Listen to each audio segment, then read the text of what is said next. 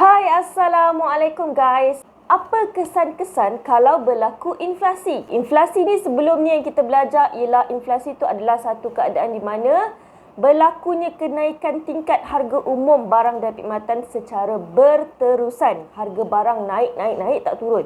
Naik je. So itulah maksudnya inflasi. Okey, harga barang naik. Okey, so sekarang ni apa kesan dia kalau berlaku inflasi? Of course, inflasi ni dia akan bagi kesan. So korang kena tahu dia akan bagi kesan melalui 6 benda ni. 6 aspek ni lah. Okey, dia akan bagi kesan terhadap harga barang, terhadap tabungan, pendapatan, pengangguran, ekspor dan kadar faedah. Okey guys, kita pergi kepada kesan yang pertama kalau berlaku inflasi, apa kesan terhadap harga barang. Okey, kita tahu dah kalau berlaku inflasi, benda yang pertama sekali yang paling terkesan adalah harga barang.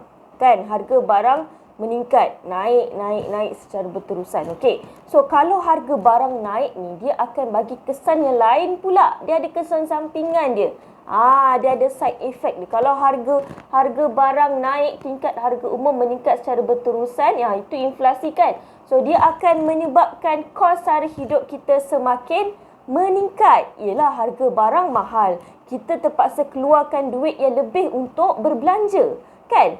Sebelum ni mungkin kita belanja sikit je, tapi bila harga barang naik, kita terpaksa keluarkan duit yang lebih untuk kita dapatkan barang yang kita nak tu. Contoh, kalau dulu RM50 kita boleh dapat 10 barang, tapi sekarang ni dengan RM50 kita boleh dapat 3 barang je. Nampak tak?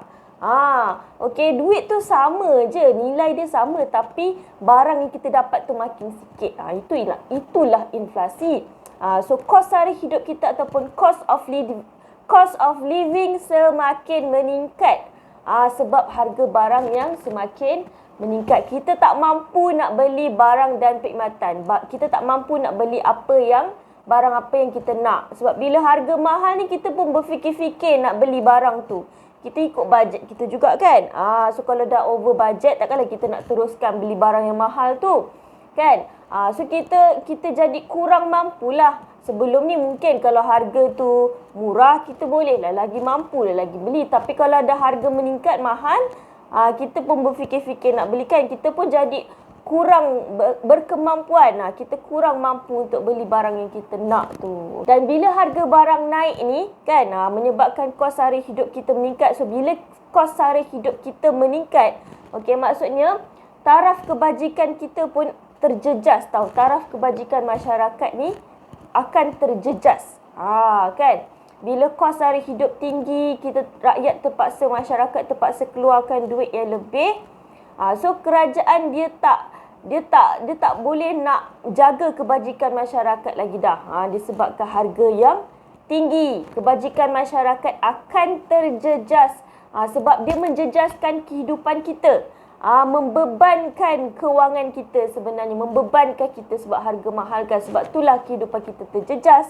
Kebajikan masyarakat terjejas disebabkan harga barang yang semakin meningkat. Tak kiralah kalau kita ada pendapatan tetap. Pendapatan kita tak berubah. Pendapatan kita sama je. Kita ada pendapatan tetap ataupun kita terima pencen kan. Pencen yang tetap tiap-tiap bulan dapat contohnya. Walaupun kita ada pendapatan tetap, tapi bila harga barang naik ni kan, dia menyebabkan kita terpaksa keluarkan duit yang lebih. Tak kiralah awak kaya ke, miskin ke kan, banyak duit ke, tak banyak duit ke kan. Orang yang kaya pun turut terjejas sebenarnya. Orang yang banyak duit pun turut terjejas. Dia efek kepada semua. Efek kepada orang kaya, orang miskin, semua terjejas. Kan, kalau orang kaya harta dia semakin berkurangan sebab dia terpaksa tampung perbelanjaan tinggi. Apatah lagi orang miskin, lagilah bertambah miskin kan. Sebab itulah kebajikan masyarakat terjejas kalau berlaku inflasi. Dia akan bagi kesan terhadap harga barang dan dia akan menyebabkan pelbagai kesan-kesan buruk yang lain lah. Okay, kalau korang tengok dekat buku teks, dia senaraikan harga purata runcit bagi barang terpilih. Ni contoh barang-barang terpilih dan korang boleh tengoklah perbandingan harga purata ni daripada tahun 2014, 2015 dan 2016. dia semakin meningkat harga purata tu. Korang kena ambil tahu harga purata ni memang relate dengan inflasi. Korang dah belajar kan sebelum ni kan? Harga purata barang tu dia adalah IHP, indeks harga pengguna, dan indeks harga pengguna dia memang relate kepada inflasi. Okey, so kita pergi kepada kesan yang seterusnya. Inflasi bukan saja dia bagi kesan kepada harga barang, tapi dia bagi kesan juga kepada tabungan. Dia bagi kesan kepada tabungan. Tabungan ni apa? Tabungan tu adalah simpanan. Bila terjadinya inflasi, harga barang meningkat kan. So kita terpaksa keluarkan duit tabung kita. Kita terpaksa keluarkan duit simpanan kita untuk menampung perbelanjaan yang semakin meningkat. Itu maksud dia kesan terhadap tabungan. Okey. So kita terpaksa keluarkan simpanan kita untuk menampung kos sara hidup yang semakin meningkat. Sebab inflasi ni dia menyebabkan nilai wang yang dipegang oleh isi rumah semakin merosot. Macam saya bagi tahu tadilah, contoh RM50. Dulu dengan RM50, orang kata dulu kan, zaman tu Dr. Mahathir, RM50 satu troli boleh beli, ataupun satu bakul barang boleh beli, contoh kan. Tapi sekarang ni RM50 2-3 barang je boleh beli. RM50 kadang-kadang satu barang je pun dapat beli kan. Pampers pun dah 25 lebih pampers budak kan. Itulah maksudnya nilai wang yang dipegang semakin merosot. Itu maksud dia, okey. Duit kita pegang sama. Dulu ada RM50, sekarang pun RM50. Tapi dengan RM50 sewaktu sekarang ni kita dapat beli barang sikit je. Tu maksud nilai wang yang semakin merosot. Dan macam saya bagi tahu tadi, walaupun orang kaya, dia ada banyak duit simpan, duit simpanan dia pun akan merosot tau. Duit simpanan dia pun akan berkurang sebabkan dia terpaksa keluarkan duit simpanan dia. Sekarang ni kalau berlaku inflasi kan, orang tak banyak simpan dah duit.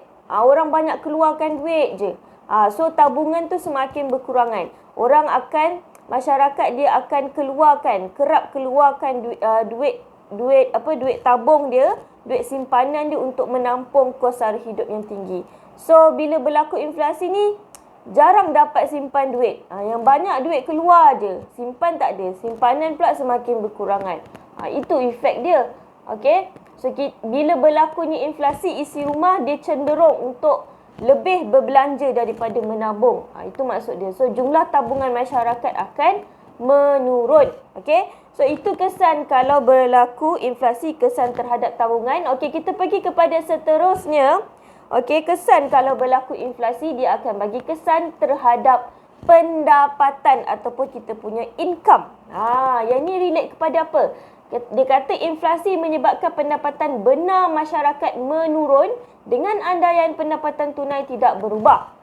Korang belajar kan apa itu pendapatan benar? Masa form 4 dulu, masa korang tingkatan 4 dulu, korang belajar salah satu jenis pendapatan adalah upah. Upah kan? Upah ada upah benar, ada upah nominal. So pendapatan benar ni sama juga dengan upah benar. Upah benar ni apa? Upah benar tu maksudnya ataupun pendapatan benar tu adalah berapa banyak barang atau perkhidmatan yang korang boleh beli dengan duit gaji korang tu. Itu maksud upah benar.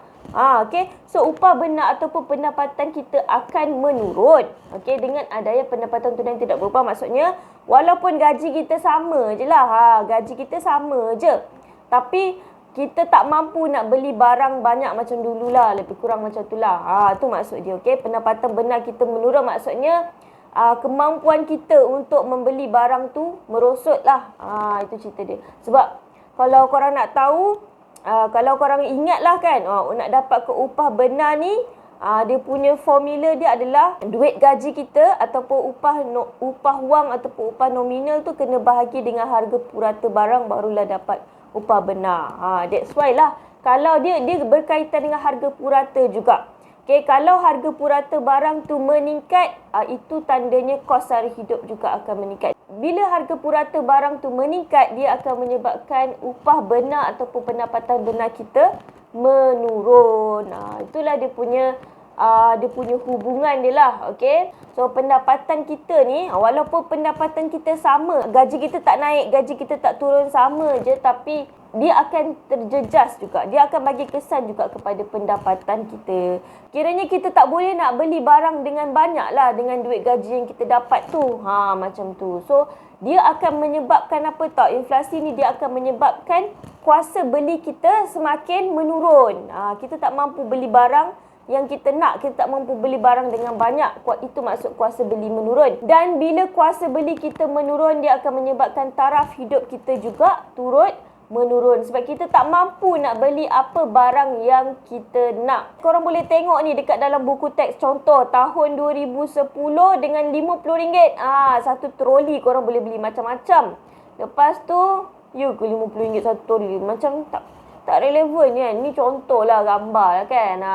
So masa tahun 2010, satu troli korang boleh beli macam-macam dengan harga RM50. 5 tahun lepas tu, 2015, dengan duit RM50 juga, korang dapat beli sikit je, separuh daripada troli tu. Nampak tak dia punya, sebab apa? Sebab inflasi. Inflasi meningkat, berlakunya inflasi, kadar inflasi meningkat. Inilah kesan dia. Okey guys, kita pergi kepada kesan yang seterusnya. Inflasi juga dia akan bagi kesan terhadap pengangguran.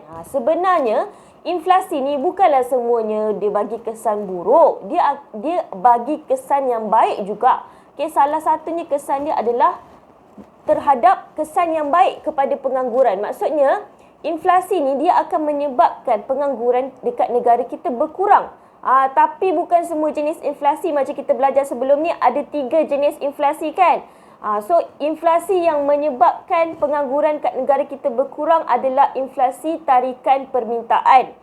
Korang dah tahu kan, kalau inflasi tarikan permintaan tu, inflasi tu berlaku disebabkan permintaan lebih daripada penawaran. Terdapat lebihan permintaan. So bila ada permintaan ni, bila permintaan ni terlebih-lebih kan, banyak permintaan, so pengeluar ni dia akan banyakkan lagi dia punya pengeluaran. Dia akan keluarkan lagi barang dan perkhidmatan. So bila dia nak tingkatkan output ataupun pengeluaran barang dan perkhidmatan, dia perlukan orang untuk tolong dia melakukan, untuk tolong ataupun bantu proses pengeluaran barang tersebut. So dia perlukan buruh lah. Dia perlukan buruh untuk membantu proses pengeluaran tu. Dia akan hire, dia akan upah buruh untuk bekerja under dia. So secara tak langsungnya dia akan menyebabkan pengangguran kita berkurang, sebab dia nak pakai pekerja yang ramai untuk ditingkatkan lagi pengeluaran dia. Itulah kesan yang baik kalau berlaku inflasi tarikan permintaan. Okey, so kita pergi kepada kesan inflasi yang seterusnya, iaitu kesan terhadap ekspor. Okey, kalau berlaku inflasi, kalau tadi kalau kesan terhadap pengangguran tu kesan yang positif, tapi kalau terhadap ekspor ni kesan yang negatif. Kalau pengangguran tadi dia melibatkan inflasi tarikan permintaan, tapi kalau kesan terhadap ekspor ni dia melibatkan inflasi tolakan kos. Korang dah belajar kan apa maksud inflasi tolakan kos? Inflasi tolakan kos tu terjadi apabila berlaku kenaikan kos pengeluaran. Pengeluar dia terpaksa tanggung kos pengeluaran yang tinggi. Bila kos pengeluaran naik, so pengeluar tu terpaksa pengeluar terpaksa pindahkan beban kenaikan kos pengeluaran tu kepada pengguna dengan cara dia naikkan harga barang. So daripada situlah inflasi berlaku. Dan bila berlaku inflasi tolakan kos, dia akan bagi kesan yang buruk kepada ekspor. Aktiviti ekspor ni apa? Ekspor ni pengeluar dia jual barang ke luar negara. Bila dia naikkan harga kan, harga barang meningkat kan. So bila dia jual dekat negara lain, dia ekspor barang dia akan jual dengan harga yang lebih mahal sebab dia dah naikkan harga, betul tak? So bila dia jual dengan harga yang lebih mahal, dia akan bagi kesan tak? Yes, akan bagi kesan. Negara yang biasa dah beli barang daripada pengeluar tu, dia akan cuba untuk cari alternatif lain. Dia akan cuba cari peniaga-peniaga lain yang bagi harga yang lagi murah daripada pengeluar tu. So dia akan menyebabkan pengeluar tersebut hilang daya saing di pasaran antarabangsa. Susahlah nak bersaing Sebab bila kita naikkan harga barang naik bila kita ekspor kan. So permintaan terhadap barangan tempatan kita akan berkurang lah. Orang pun tak naklah beli dengan kita kan. Sebab harga dah makin mahal. So bila aktiviti ekspor tak berapa nak cun sangat, bila aktiviti ekspor tak berkembang, semakin menurun, so dia akan menyebabkan pendapatan negara kita akan terjejas dari segi sektor ekspor, akan terjejas lah. Okey, so kita pergi kepada kesan seterusnya. Kesan yang last kali kalau berlaku inflasi, iaitu dia akan bagi kesan terhadap kadar faedah ataupun rate of interest. Kalau kadar faedah ni dia berkaitan apa guys? Tak lain tak bukan kalau kadar faedah ni dia berkaitan dengan tabungan ataupun pinjaman. Dia berkaitan dengan bank lah. Kenapa berlaku inflasi?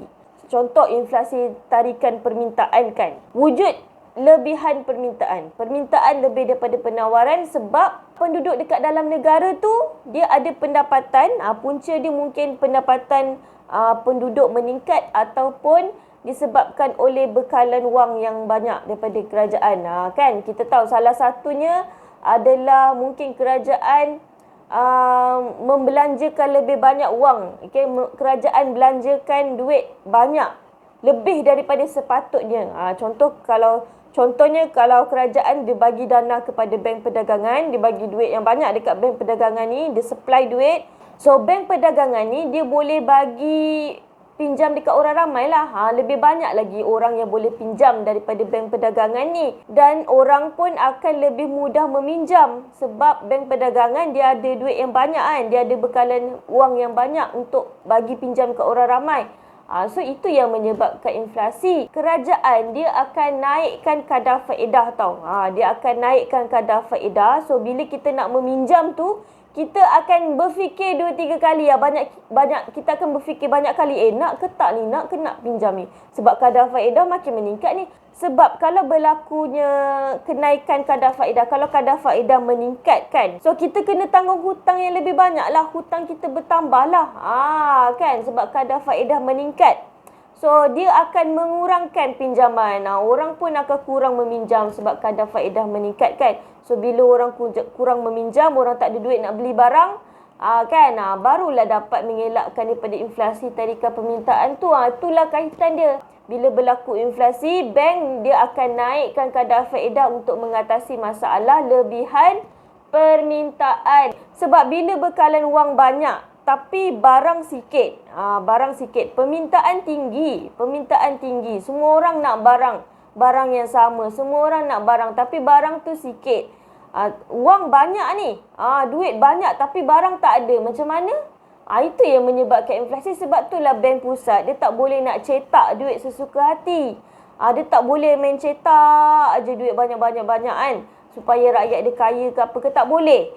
Sebab sumber ekonomi kita terhad, barang-barang tu terhad. Kita punya kehendak ni tak terhad, tidak terhad, semua benda kita nak kan. Kalau semua orang ada duit, semua orang kaya kan, semua orang berlambak duit kan, macam mana nak menampung kita punya kehendak dan permintaan ni kan. So that's why lah. Okay, itu maksudnya bekalan wang ni tak cukup untuk menampung kita punya permintaan. That's why lah dia naikkan kadar faedah supaya dapat mengawal bekalan wang dalam ekonomi. So secara tak langsungnya bila kadar faedah meningkat, dia akan mengurangkan pinjaman dan penawaran wang dalam ekonomi juga akan berkurang.